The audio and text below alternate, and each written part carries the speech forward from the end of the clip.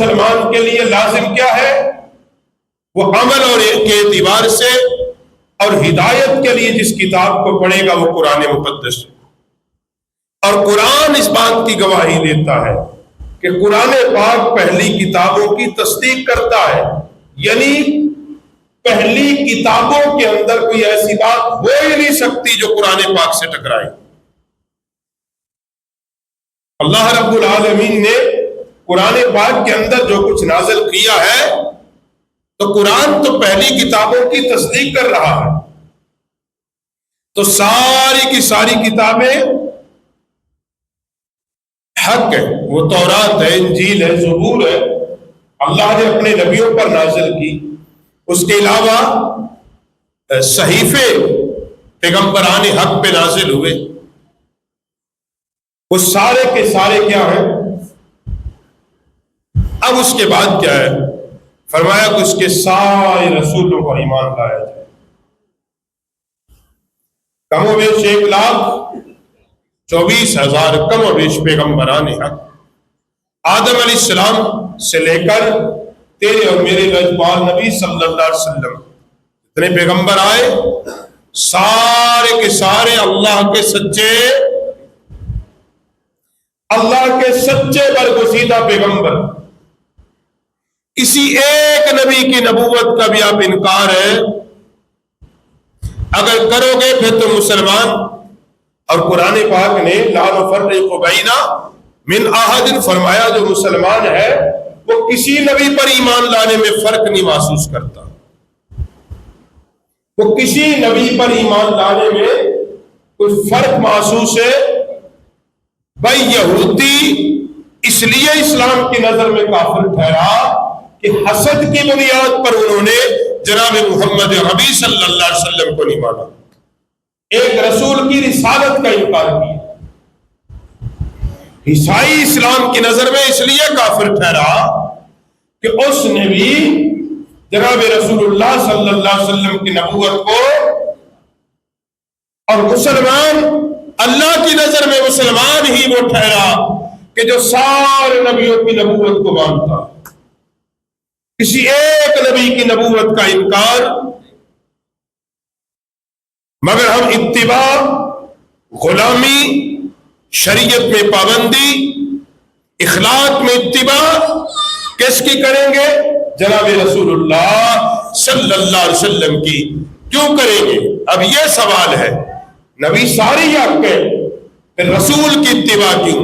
اس لیے کہ اللہ نے حکم دیا ہے جس نے میرے نبی کی اتباع کی اس نے میری اتباع کی۔ اللہ کے حکم کی ہم پابندی کر رہے ہیں۔ میں نے یہ بنیادی عقیدے بیان، یہ عقیدے جس بندے کے یہ 5 عقائدات ہوں، جس کے اندر یہ 5 پر یقین ہو، اللہ کے ایک ہونے پر، کتابوں کے حق ہونے پر، فرشتوں کے حق ہونے پر، رسولوں کے حق ہونے پر، اور پھر کیا ہے؟ اللہ کی تقدیر کے حق ہونے پر۔ انسان کے لیے جو میرے رب نے فیصلے کیے اس کا اس بات پہ یقین ہو میرے اللہ نے میرے فیصلے میرے حق میں اچھے کیے۔ اپنے اللہ کو اپنی تقدیر کا مالک ماننا۔ اور آخری عقیدہ حشر، مالک یوم الدین، قیامت کے دن کا مالک اپنے اللہ کو ماننا، اس بات کا یقین کامل رکھنا ایک وقت آئے گا ہم نے اپنے رب کے حضور پیش ہونا ہے، جس کے اندر یہ عقائدات ہوں، یاد رکھو آپ اس کو کافر ہے، کافر نہیں کہہ سکتے، وہ مسلمان ہے، وہ صاحب ایمان ہے۔ جو بندہ رسول اللہ صلی اللہ علیہ وسلم کی ختم نبوت پر ایمان رکھے، اللہ کی وحدانیت پر، قرآن کو بطور کتاب و ہدایت، اللہ کی ساری کتابوں پر، فرشتوں کے حق ہونے پر، اللہ کی ساری مخلوقات، اور پھر اس بات پر یقین کامل ہو ایک دن موت آئے گی اور مرنے کے بعد میدان حشر میں کھڑا کیا جائے گا، پھر مالک یوم الدین، اللہ ہم سے حساب مانگے گا اور ہم حساب دینے کے پابند ہیں۔ اپنے اندر اس بات کو پیدا رکھنا کہ ہم بحیثیت مسلمان، بحیثیت انسان، ہم اللہ کے حضور حساب دینے کے پابند ہیں۔ جو اس نے زندگی دی ہے، جو سانسیں دی ہیں، ہر سانس اور زندگی کے ہر لمحے کے حساب دینے کے ہم پابند ہیں، اور وہ اللہ ہے، وہ ہم سے حساب لے گا۔ جب بندے کے اندر یہ احساس پیدا ہو جائے گا کہ کسی نے مجھ سے حساب لینا ہے، تو پھر وہ اتنی ہی کم غلطیاں کرے گا۔ وہ سمجھے گا میرے پاس غلطیوں کی گنجائش کیوں، کہ کسی نے مجھ سے حساب لینا ہے۔ اس بندے کا اتنی باتوں پہ یقین کامل ہے، یاد رکھو وہ کیا ہے؟ مسلمان ہے۔ اب کچھ چیزیں ایسی ہیں جن کو بلا وجہ بالعموم مسلمان اور بالخصوص اہل سنت کے عقیدے میں پھونسا گیا ہے، حالانکہ کوئی بھی سنی اس کو اپنے عقیدے کی بنیاد نہیں مانتا، نہ وہ ہے نہ وہ بے اصل روایات، بے معنی گفتگو، یعنی کچھ لوگوں نے اپنی دکانداری چمکانے کے لیے اور آج کل کی نوجوان نسل کو راستہ صراط مستقیم سے ہٹانے کے لیے ان باتوں کو اٹھاتے ہیں کہ جن کو اہل سنت کے بزرگوں نے بھی نہیں کہا، اکابرین نے بھی نہیں کہا، بزرگوں نے بھی نہیں کہا، اور آج بھی جس کو ہم اپنے ایمان اور عقیدے کا حصہ نہیں سمجھتے۔ مطلب کسی زمانے میں کسی قوال نے کوئی قوالی گا دی، وہ بھی ہمارے کھاتے میں، کسی چمٹا بجانے والے نے چمٹا بجا کے گا دیا، وہ بھی ہمارے کھاتے میں، کسی جاہل نے کہیں اللہ کے ولی کی بارگاہ میں کوئی ایسی بات کی، وہ بھی ہمارے کھاتے میں، اور کہنا دیکھو جی یہ بھی تمہارا عقیدہ، حالانکہ ہم چیخ کے کہتے ہیں یہ ہمارا عقیدہ۔ میں دو تین بے اصل باتیں بیان کرتا ہوں، جیسے غوث اعظم کی طرف بات منسوب کی جاتی ہے ایک دھوبی کی، قبر میں دھوبی کی، کہ وہ آپ کا مرید فوت ہو گیا اور فرشتے آئے، اور جب فرشتے آئے تو وہ کچھ سوال کرتے تھے تو وہ کہتا تھا میں دھوبی ہوں دھوبی ہوں دھوبی ہوں، تو فرشتے چلے گئے۔ اب یہ بات یاد رکھیں، یہ کہ بے اصل روایت ہے، یہ کہ کسی مستند، دیکھو ایک جاہل کوئی عالم دین بلے بلے کروانے کے لیے، ووٹ لے پیسے لینے کے لیے جوش خطابت میں بیان کر دے، تب اس کو کھاتے میں تو نہ ڈالے۔ وہ عقیدہ، بھئی عقیدہ وہی ہے ہمارا جو تمام مسلمانوں کا ہے کہ قبر کے اندر دھوبی کہنے سے جان نہیں چھوٹے گی، قبر کے اندر فرشتوں کے سوالوں کے جواب دینے سے جان چھوٹے گی۔ وہی تین سوال ہوں گے تم سے قبر میں۔ کسی کی کوئی نسبت انسان کو قبر میں فائدہ نہیں دیتی ماں سوا نسبت دین کے۔ یہ بات یاد رکھیں، دین کی نسبت صرف فائدہ دے گی تمہیں۔ یہ ایک بے اصل روایت کسی مستند کتاب کے اندر نہیں لکھی، مگر کچھ لوگوں کی ضد ہے کہ وہ زبردستی کسی کے گلے میں ڈالنا چاہتے ہیں، تو ہم کیسے ڈال لیں بھائی؟ اور ہمارا نوجوان بھی کہتا نہیں جی یہ تمہارے کسی نے کہا تو ہے، بھائی کسی نے نہیں کہا، یہ تمہیں راستے سے ہٹانے کے لیے کیا جا رہا ہے۔ اسی طرح حضور شیخ بغداد کی طرف وہ 12 سال کی ڈوبی ہوئی بیڑی ترانے کے واقعے کو یہ قوالوں نے پڑھا ہے، یہ قوالی میں ہے، کسی کتاب میں نہیں ہے۔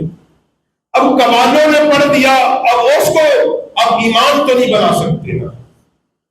اب ان چیزوں کو لے کر آپ ٹارگٹ کس کو کرتے ہیں؟ اللہ کے ولیوں۔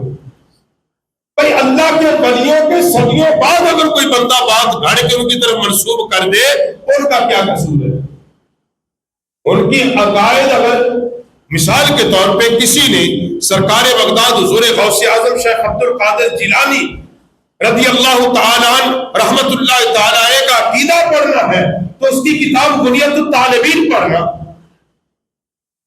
کہ آپ نے عقیدہ توحید کتنی مضبوطی سے بیان کیا، عقیدہ رسالت کتنی مضبوطی سے پڑھا، الفتح الغیوب پڑھ کہ آپ نے توحید پر کتنی بڑی بات کی ہے۔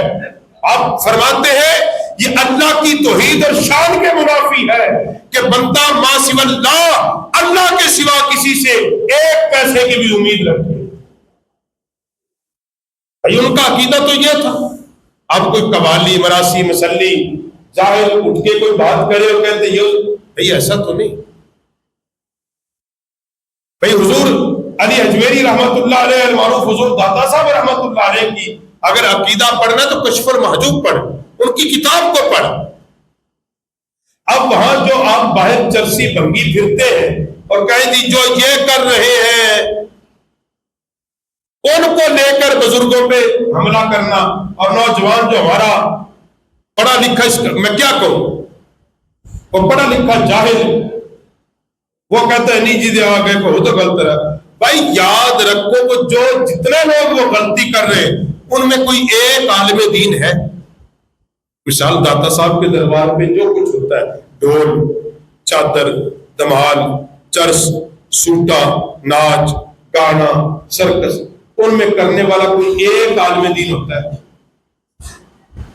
بولو، جاہل ہے نا سارے، سارے کے سارے جاہل ہیں نا میرے بھائی، عالم دین تو نہیں نا وہ۔ بھائی ایک جاہل بندے کا کام آپ کسی علماء کے کھاتے میں کیوں ڈالتے ہیں؟ مسئلہ صرف یہ ہے۔ بھئی علماء تو برملا کہتے ہیں کہ یہ کام اسلام سے ان کا تعلق ہے، اب جو کر رہا ہے بزور طاقت روکنا تو علماء کا کام نہیں، یہ تو حکومت وقت کا کام ہے کہ جو مزارات کے چندے اوقاف کھاتا ہے، جو گلے کھول کھول کے لے جاتا ہے، یہ اس اوقاف کا کام ہے بزور طاقت ان تمام چیزوں کو روک دے جو اللہ کے ولیوں کے مزارات پر شریعت کے خلاف ہوتی ہیں۔ بھائی یہ کام تو علماء نے تو نہیں کرنا نا، بھی ڈنڈا اٹھائے اور لوگوں کو پیٹنا شروع کرے۔ علماء کا کام تبلیغ ہے۔ جب حکومت نے ادارہ بنایا ہے اس کی ذمہ داری ہے کہ وہ مزارات اولیاء کی حفاظت کرے، وہ چندے کھا رہی ہے، پھول بیچ رہی ہے، چادریں بیچ رہی ہے، لنگر بیچ کے پیٹوں میں لے جا رہی ہے، اب اس کی ذمہ داری ہے کہ وہ وہاں اسی تمام حرکات و سکنات کو روکے۔ تو اس کا تعلق بھی ہمارے ساتھ، اسی طرح اور بہت سی روایات جس طرح اکثر لوگ پڑھ دیتے جن کا تعلق ہی نہیں ہے، میں سمجھتا ہوں ہمارے کہ ایک عام مسلمان کے عقیدے سے اس کا تعلق ہے۔